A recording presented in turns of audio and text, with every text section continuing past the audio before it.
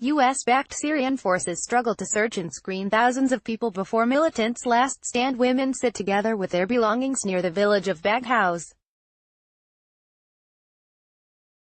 Reuters A week after US-backed forces began to clear the last patch of ISIS-held territory in Syria, the mass movement of men, women and children continues.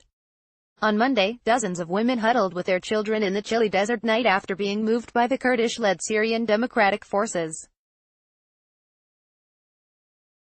The civilians were searched and screened in the dark, after the second organized clearance since Friday. Last week, hundreds of people streamed out of the ISIS pocket in more than 40 lorries and made their way west through the Syrian countryside.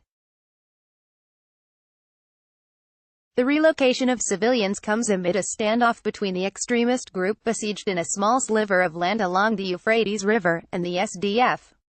Overwhelmed by the mass movement of nearly 5,000 people out of ISIS territory, the SDF on Sunday urged governments to take responsibility for their citizens among ISIS's ranks. As thousands of foreigners flee Daesh's crumbling caliphate, the burden, which is already too heavy for us to handle, is getting even heavier, SDF spokesman Mustafa Bali tweeted.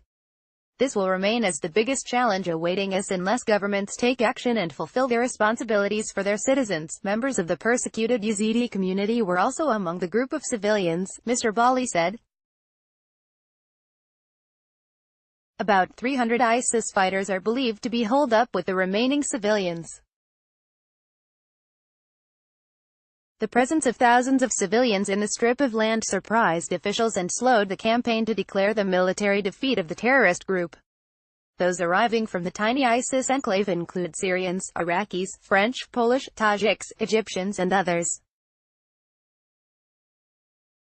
Exhausted and bewildered, the women and children looked spooked by the cameras as several journalists approached them in the darkness.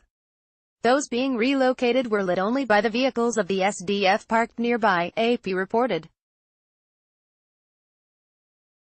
Toddlers were in tears and mothers looked for nappies for their babies after the trip over a rugged road for a couple of hours to the desert screening area.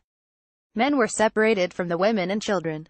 Soldiers said they were checking for any sharp objects, weapons or information about the militants remaining inside. Updated February 26, 2019, 7:15 p.m.